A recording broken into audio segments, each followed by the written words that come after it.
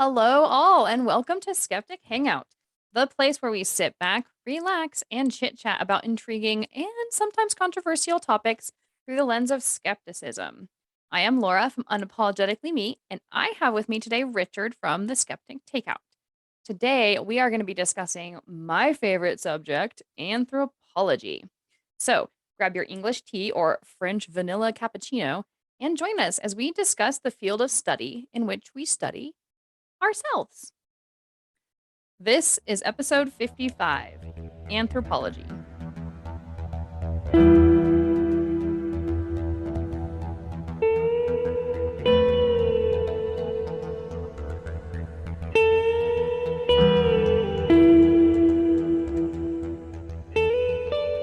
Okay, so I'm kind of surprised it's taken us this long to get to anthropology, because it's one of my passions. I know I'm not currently studying anymore, like I've already graduated, but it's still one of the topics that fascinates me more than anything else. So, yeah, we did Buddhism right off the bat and all the other religions that you're so interested in. What took so long for us to get to anthropology? I think to be fair, I think we have kind of delved into it a little bit in a few different episodes. So Like it's almost it's every it, episode. it probably feels like we've done it without Right. doing it.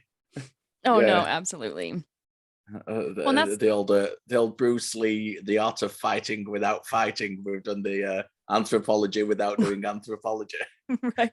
We've applied a lot of anthropology. Well, I think that that's one thing about this particular subject in regards to Skeptic Hangout specifically is we talk about a lot of like human concepts, human beliefs, human practices. And so if you think about it, every single episode that we do kind of touches on the study of people in one way or another. So, yeah, you're right. We've done it just a little bit here and there, but now we get to discuss the actual topic. Do you want to So tell the audience what anthropology is or I wanted you to tell the audience what anthropology is. That was exactly what I was just about to say. So from you've done it. You've done it academically. So from an academic standpoint, rather than a layman's perception, which is what mine is, from an academic standpoint, what is anthropology? yeah, so it's pretty much exactly what I said in the intro where I say it's the study of ourselves. But it's tricky, right? Because you have different facets of what it means to be human. It could be behavioral, it could be cultural, it could be historical. We could be looking at artifacts, we could be looking at groups of people. So anthropology covers just this huge range, including biological. Like there's a whole field of biological anthropology, and it can get into DNA and genes and um, our development and our evolution and all of that. And it could explain like, oh, we have these certain traits or these certain behaviors because of, X biological trait. So it gets really intricate and fascinating, but to really, really dumb it down, it's just us studying ourselves. And one thing that I thought was really interesting as I was prepping for the show is, it the concept of a thing studying itself, right? Is it's almost like automatically biased. I remember hearing a lecture by a neuroscientist saying, it's tricky because our brains are the ones that are studying our brains, right? And I think the same thing applies to anthropology. Like we as people are studying we as people. So even though it's entirely fascinating, I often wonder, like, I wonder how close we get it when we come to certain conclusions or make certain observations. Are we biased? Or are we We're capable all, of having that objective observation? yeah, I think we're always biased to some Yeah. degree. I think I've come across anthropology in a kind of professional capacity and through my study of history, and I'm not a historian, but I've obviously with studying religion, which is the kind of professional kind of thing that I do, the the history comes into that, Mhm. and anthropology comes into that. So I've got a passing familiarity with it without being any kind of expert whatsoever in it. So it's from the study of religion's perspective. I mean, the study of religion itself, you've got to be careful of bias and Oh, watching out for those absolutely. things. Yeah. Um, but it's very interesting. Uh, I mean, the first kind of academic thing I came over when I was starting university and all that kind of stuff, on my course on religion was about, from an anthropological perspective, was an antler that had been found like Hmm. 50,000 years ago, which had had carvings in it, and it had been carved to resemble an animal.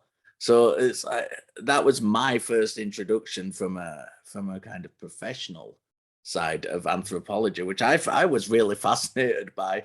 And that was an aside as to Yeah, and what I'm the I'm thing I'm we're curious actually about that studying. though. Like if we could stick with the antler for a moment, were any conclusions drawn as to the meaning of the animal with the antler? Like, do you remember being taught any sort of specific conclusions about it? No, well, the thing is, I mean, this was way back when I first started my university course. Mhm. So the thing wasn't about conclusions. The direction Ah. that we were taught about was asking questions See, I and not like that. necessarily having the conclusions there, but That's just asking questions about it. So and I think that's what piqued my interest in it. Yeah, and that's what I love about at least modern day anthropology. Like you read a lot of older works and a lot of conclusions are drawn. And so I was kind of curious what your experience was, and I'm really excited to hear that it was more about the questioning and the curiosity and less about the conclusions because we've done that a lot in the past where not just in anthropology, but as humans, we come to these really like cut and dry conclusions and then later find out that we're wrong or it just stops us from being curious and looking into other possible explanations. And anthropology is one of those fields. Like you had a lot of old artifacts that people used to think were religious relics. And as we're learning more and more about cultures, including like modern day indigenous cultures, they're kind of a little bit of a way of peeking back in time to previous cultures. But we're kind of learning that conclusions that we think are cut and dry, like oh this like the Venus figures being one of them, aren't so cut and dry. Like sure, some of the Venus figures may have been a form of like feminine worship or worshiping a female spirit. Some of them may have been just representing, like, artistically, the people around them at the time, right? Like, I paint a picture of, say, I'm working on learning how to do anime right now because I'm a very realist styled artist, right? And so I'm copying anime styles. That doesn't in any way mean that I, worship any form of, Japanese deities or spirits or anything like that. It's just simply a artistic expression. And it's kind of cool to see that in colleges today that they're teaching more about the process and less about the final outcome or the conclusions, like allowing that to stay open and stay um up for debate. I think that's really cool.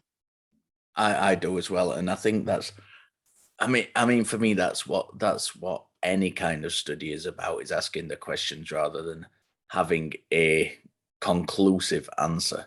Mhm. I think you need to ask those questions, and uh, that mythology of just methodology. Why can't I never I was like, speak? You mythology know, or methodology? methodology. That's the one. We all know what I meant, Yeah. apart from me, obviously.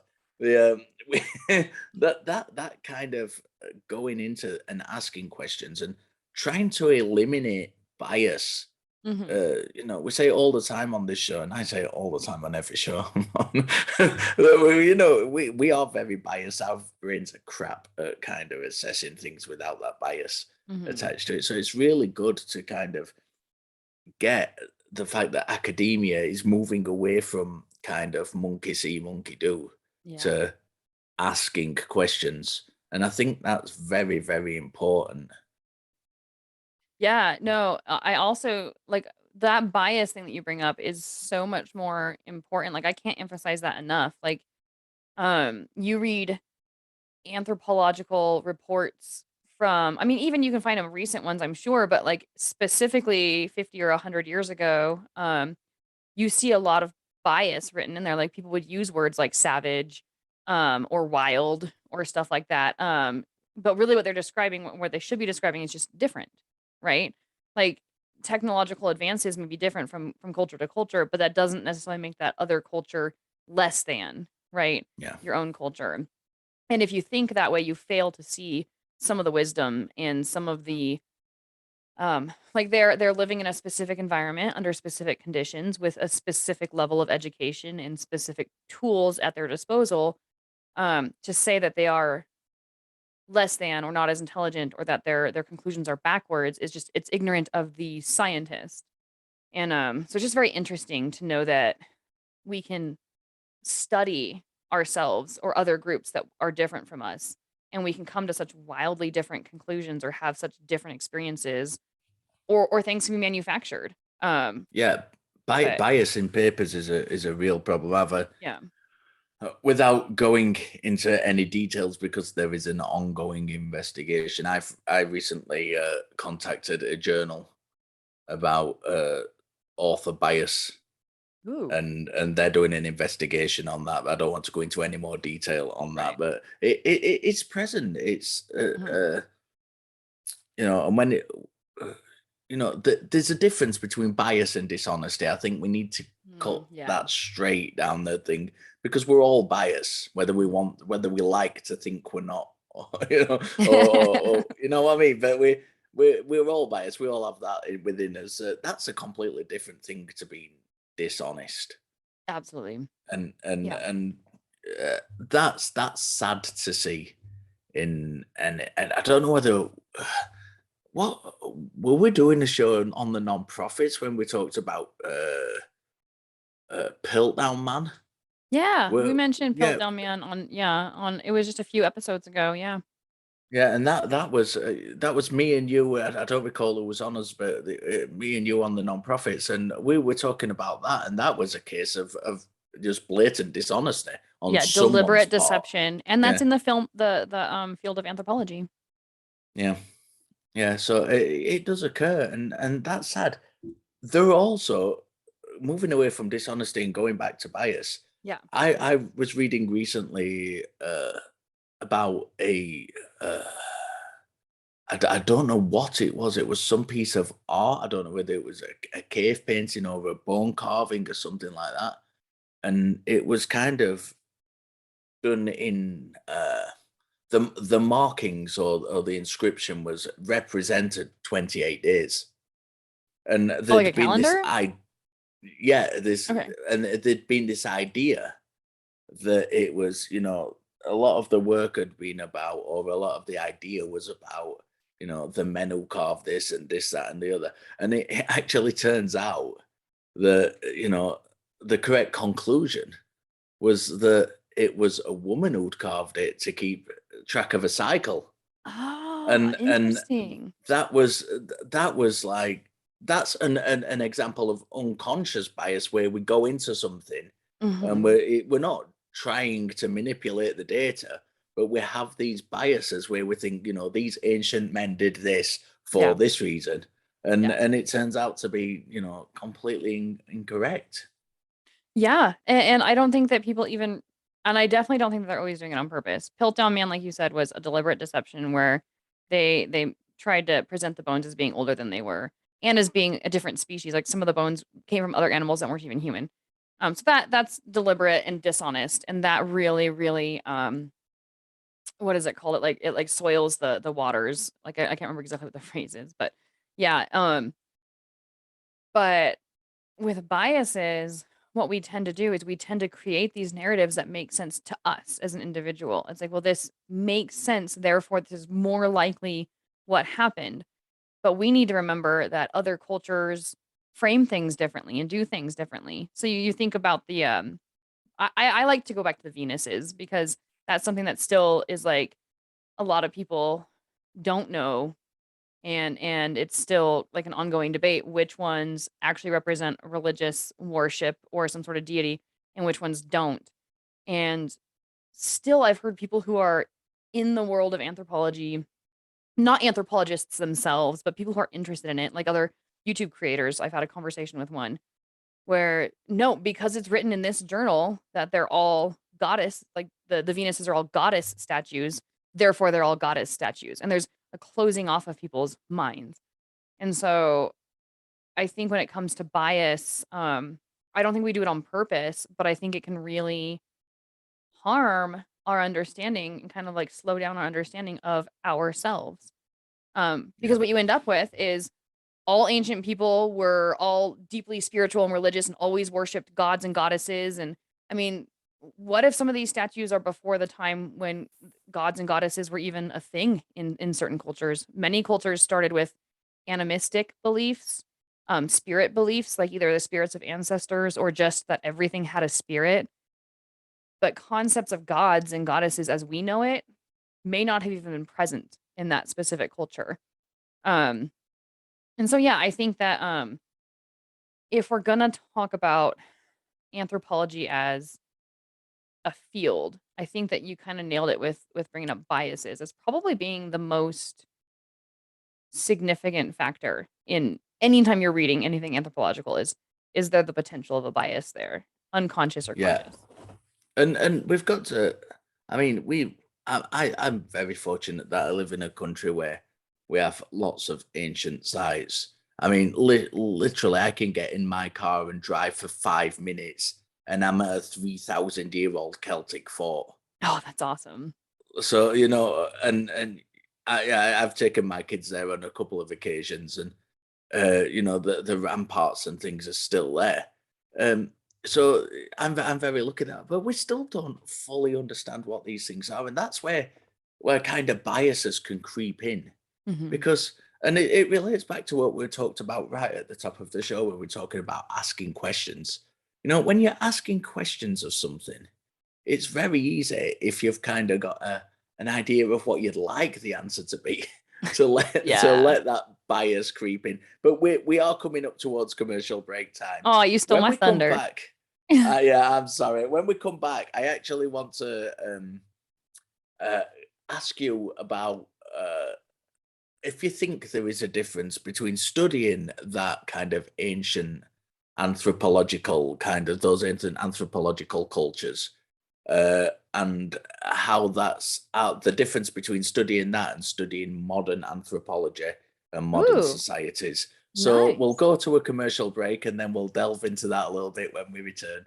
Yeah, I'm gonna just like cut in here really quick. I also want to delve into um how observing a thing can change a thing. I really want to discuss that in terms of modern anthropology. Yeah, So yeah, yeah. off to commercial break and then we'll pick up the discussion.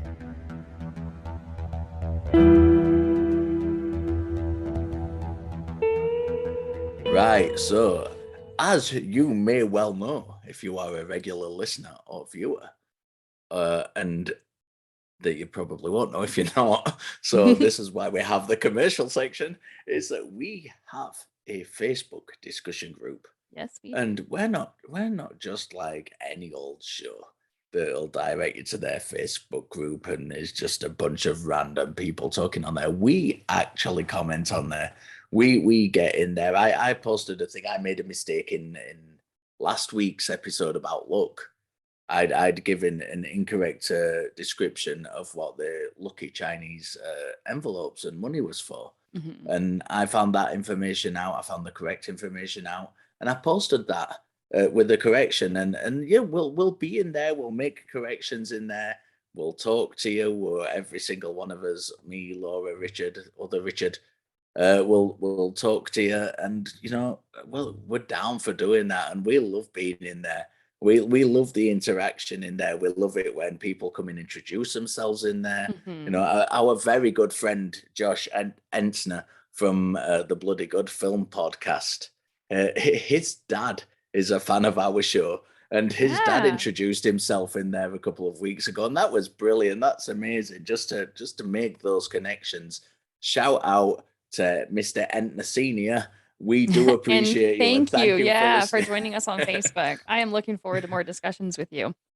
Yeah, we had some really good discussions last week about luck, where to the point where I was like, man, some of these people could have been guests on that show because what they contributed as far as discussion was like just so intriguing and so like good to further the conversation. Yeah. Also, in addition to our Facebook group, we have various places where you can hear the podcast or see the video. So if you're looking for where to find us, go to linktree/skeptic hangout. And that's like a one-stop shop for all our links so that you don't have to remember where each individual link is. And you can kind of pick and choose what works best for you. And it also has our merch store, which I'm going to hand back to Richard and let him talk to you about. Yeah, we are incredibly poor. And we rely on kind of free equipment and the free services and things to get this podcast to you. What Mhm. we'd like to do in the long run is kind of be able to pay for a service to get a better quality show coming to you. We don't have that ability at the moment, and we don't have anything like a Patreon. We don't make any money whatsoever. We do have a merch store. That's the only kind of source of income this show has, and all the money that comes from that goes directly back into the show. Mhm. So I encourage you, if you want to support the show, that is the best way to do it. Go and in the process, you can get yourself some fantastic merchandise. I can see Laura laughing. If you're not viewing this, if you're listening onto a podcast, trust me, she's laughing because she thinks I'm going to mention the mouse mat. I'm not going to mention the mouse mat, But you but I just am going to did. mention t-shirts, cushions, Yeah. other cups. I don't even know what we've got. There's such a wide variety of stuff on there, and being kind of uh, the person I am. As soon as we opened the merch store, I went and bought a bunch of stuff off them. I've You got know, kind of got that Scottish mentality where you just fall for your own merchandise. I love that. You know what I like about the merchandise is it's the gift that gives back to you. So like there's a lot of ways of helping out where the money goes out and that it just is what it is. And that's great. Like donating like that. The cool thing about starting with a merch store over starting with Patreon is that when you do decide to give to us, you get something back in return. And I think that that's a cool way to start. Yeah, so do I. Anyway, that's our commercial break. It's all about us, Always. and so we'll get back to being all about you and continue the discussion.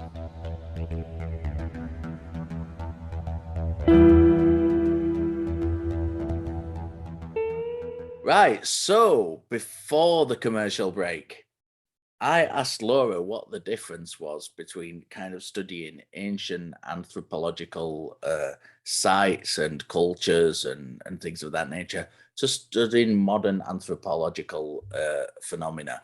So, Laura, pick it up and take us where we need to go. Yeah, so I'm pretty sure I'm gonna eat some of my words now because really when it comes down to trying to be an objective observer, the the mindset should be the same, right? When you're collecting data from various sources, the mindset should be the same. But I don't think it is. And this is where I might potentially eat my words. Um, so really modern day anthropology, you're observing the people as they're doing what they're doing. You're observing them right in front of you. A lot of times, like the new trend in anthropology is um observing one's own culture, right? So we have a lot of anthropological studies where someone will go into like, say, inner city New York or some sort of urban or rural place, or potentially like, so there's like say a big Jewish population in New York as well, like going into that area and studying those people. But you're in your own sort of territory, you're in your own country. People are speaking the same language and have a lot of the same culture. But there is still something to be said for people that go out and study cultures that are away from themselves and separate from themselves. It seems to be a trend now of, oh, let's study like say children and youth, like teenagers, and we're gonna ask this very specific question and we're gonna observe these teenagers and we're gonna try and formulate some sort of picture. And I think that's kind of fascinating because rather than studying these big, broad, here's what the Roman culture was like, or the Aztec culture, or ancient Egypt, you're studying these little microcultures, like tattoo culture. I did a whole study during my anthropological studies on tattoo culture, and I learned a lot about um, uh, uh, what's almost an American subculture that I wouldn't have thought of it as a subculture. I would have thought of like people who get tattoos just get tattoos, and there's nothing more to it, right? Um, but it's more than that. And, right down to, like, styles. So, when you're talking about modern anthropology, you're really talking about zeroing in on very specific things, and you're actually observing the people doing it, um, versus studying ancient cultures where you're studying artifacts, you're studying sites. Hopefully, if it's possible, you're studying, written documents. Um, yeah, you don't have the added flavor and color of being able to see a person use that counting device to count the taxes, or um to use this net to catch fish, right? Like, you don't actually get to see him doing it, so a lot of it is conjecture and putting together what you think is most likely to have occurred, or trying to kinda, it's like the puzzle is a little bit more disjointed. Um, the one thing I'll say for both, though, is, like, even though you're watching modern cultures and you're actually observing the people, I don't necessarily automatically think that it means that your conclusions are more true automatically. Yeah. Um, just because I really think that we can still jump to a lot of conclusions based on our own perceptions and biases that we need to be careful of. Um, so I'm not saying that that happens frequently, but I'm saying that that is still something that an anthropologist needs to keep in mind. Yeah, and I was as soon as you mentioned tattoo culture, I was fascinated. I've got one or two tattoos I've got myself. a few myself. Yeah. Everywhere. Yeah. And the I remember when I was young, because I may have mentioned this once or twice before. I'm an incredibly old man, as you can tell by the grey in my beard. Like they. But when I was young, when I was like really young in the early 80s, the only people who had tattoos were like sailors and criminals. So and then all of a Right. sudden, everybody's like covered in tattoos, and the different meanings. I've actually, and this is where I want to tie it back into the anthropological thing. Mhm. I was trained when I was training to wrestle and to fight. I was trained by a couple of people who were from Samoa, and Oh, I was nice. actually being given permission to, and I never did it, and I still haven't done it, and I probably never will do it. I was actually given permission to get a Samoan cultural tattoo on, because you need permission. We don't need permission. You can go and get it It's anyway. polite to get But permission. to be accepted by in Samoan people, Mhm. it's polite, as you say, to have permission to actually go and get that. And I was given permission to get a Samoan tattoo. Um, and that ties it back into that, and there's so many facets, like even just tattoos, which is like with something with we'll talk about, like everybody and the dog's got one these days. and Right. and and like nobody even thinks any bad thing about it, but when you go into, as you were saying, as you go into the kind of culture and the subculture of it, it's a really fascinating getting delved into the, whether it's like, you're gonna get like look at the Maori or the Pacific Islanders, and Mhm. the methods of painstakingly Mhm. with a piece of wood and ink dotting every single individual dot in there Yeah. to kind of modern tattoo guns, and that's it's a fascinating subject in itself, and you can break many things down like that. So I'm really glad you raised that. It's Yeah, you could take any, like, just sticking with the tattoo thing for now, even though I know that this episode's not about tattoos, but just to get an idea of anthropological study and just how specific it can get and how complex our human social structures really are. When I say tattoo subculture, there isn't just one, right? So I went into local tattoo parlors. I got their permission to observe for hours, for a certain number of days, just the sort of banter and the talk and the kind of people that come in. And a lot of that I did while getting my own tattoo at one point. Um, and I mean, in fact, getting that tattoo was how I got the idea of choosing that for my subject matter. But like you said, there's Samoan, but there's every regional group of people that does any sort of tattoo art has their own sort of cultural biases or practices around that. Like, what does the tattoo say? Like in our culture, like what you said, maybe a few decades ago, it said that you were either a sailor or a criminal. Whereas to another culture, it could be a sign of bravery or strength or just coming into adulthood. Or it could just be an artistic expression that a culture has picked up to have a specific style of tattoo that's relatively common throughout the people, where getting one isn't even a big deal, it's just something that's done, right? yeah. So, when you talk about subcultures, It's like microcosms in microcosms in microcosms, right? Like there's just, and I think that's what fascinates me so much about anthropology is, for one, there's no one way of looking at a culture where it's like this is the right way to observe a culture, the right way to think about a culture. There's so many different ways to approach it. But then there's also so much involved in the culture that you can study or get caught down a rabbit hole. Like if I decide I wanted to learn more about a different subculture, like I started learning about hip hop subculture when I was doing a lot of dance, and I wasn't even in an anthropology. I wasn't training towards my major at that point. It was before then, but I got totally fascinated by it and caught up in it. Um, because I was friends with my dance instructors and they were really caught up in it, and it's fascinating. Um, so yeah, one thing about anthropology is just you can take it anywhere, and you don't have to be trained as an anthropologist to be curious about this little bit of a culture or that little bit of a culture. You know, you look into it and you read about it and you observe it and maybe participate if you want to. It's really fascinating where you can go with it. Yeah, I did the very same thing when I first started out in martial arts. You know, many years ago.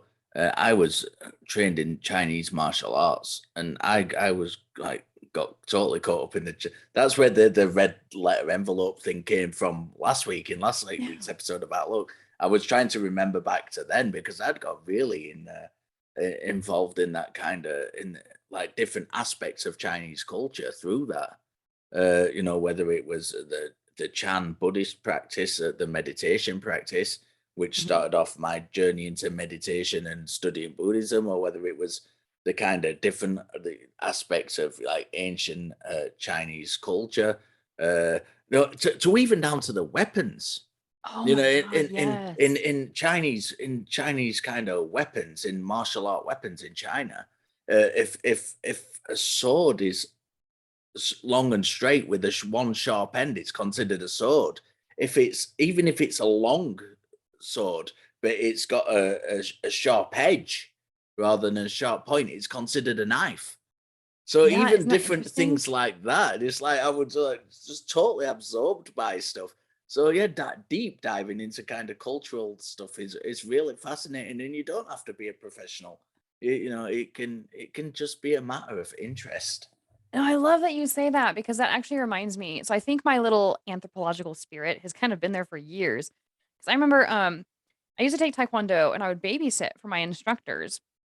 And and in payment, like sometimes they would just pay me in cash, but sometimes they would pay me in like weaponry or books on the subject or whatever because I was and it wasn't like, oh, here we don't want to pay you, so will you take this, right? It was more like they knew my passion and my fascination with it. And Yeah. sometimes what they were giving me was way more valuable than what they would have paid me in cash if they just charged if I, charging by the hour.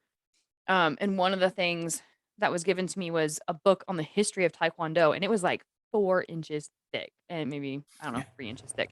Massive. And I read that sucker cover to cover, and it was all about Korean dynasties. It was about the history of Taekwondo, how it's evolved over time. It has the forms in it. I mean, it had like everything. And I was glued to it. And so you're talking about a lot more than just going to class and studying your forms. Right, Yeah. like, that was a deep dive, and you could kinda see it as historical, but really I was studying the culture around an activity that I was passionate about, and, so I love that you say that it can just be an interest or a hobby because, and I've never put 2 and 2 together until you just said that just now, that actually my pursuit of learning about people, goes way, way, way beyond just what I chose as my college major. Yeah, we're coming up to the end of the show now, so let's go away from kind of uh, an interest in anthropology to like let's finish where we started on a more kind of academic There you go. notion. Yeah. And where do you think, you know, for the closing words of the show, where do you think anthropology and anthropological study will take us in the future? Um I don't honestly know. I think that, for the time being, I think that there's gonna continue to be a shift away from historical toward modern day and studying ourselves. And I don't necessarily think that's a bad or a good thing in the sense that like once we've discovered certain sites and gathered a bunch of information on them, it doesn't mean we don't ever want to go back to them and kind of reevaluate or take a fresh look or hey, if this theory seems legit, are there any other theories that could also potentially be legit? Like I think that that's still important. But there is a strong move now to like we are making history as we live it. And our cultures are moving and changing and evolving and interacting and trends are coming and going. And so I really think that more emphasis is going to be continued to be put on um, not necessarily just understanding ancient cultures, but understanding who we are right now and like kind of what the implications are. Um, and that kind of leads back into the question that I had before the commercial break that I wanted to bring up, which was can like or not really a question, more of a statement of like when you go in to study something, how do you change that thing or how does your study of it impact it? And your question kind of ties nicely into it. So I want to get your take on that. Um when you go in to study any culture, like it could be urban American, it could be um tribal South American, it could be any number of cultures. Just the act of going in and observing that culture doesn't just change your experience of them, it changes them themselves. So what are your thoughts on that? I think if you're encountering a living culture rather than studying from books or papers or Mhm. whatever it might be, something static, I think you're bound to have an effect on it, even if you try not to. There's Mhm. you only have to view video footage of these celebrities who go to South America or go into Africa and into very kind of rural areas that haven't had much contact with the outside world and just see how the people react to those people coming in. And Yeah. you can sit there and observe as much as you want and try not to influence, but just the very fact that you're there, I think, and I mean that's quite an extreme example, but just the very fact that you sat in one of these little rural villages that may never have seen or only barely seen Westerners before, they are as curious about you as you are about them, Mhm. and they're going to pick things up. I watched a program a couple of years ago now about boat people in Vietnam, and it's deep in the jungles, deep in the jungles. These people lived on these river systems, and they couldn't speak Vietnamese. They had their own local dialect, and they were the program was about them culturally and how culturally separate they were. And one of them had a Liverpool football top on. Huh. So, it's when you're watching a program about how culturally like distant someone is, and they've got like a soccer top on from A one of the jersey. biggest soccer teams in the world. It's I think that tells you all you need to know about whether Whether that there's any impact. influences them or not. Yeah. Yeah, yeah, that's some huge dissonance to deal with too. Yeah. I think it's interesting because um not only do we go in and not on purpose, we make these changes just by exposure to us to different ideas.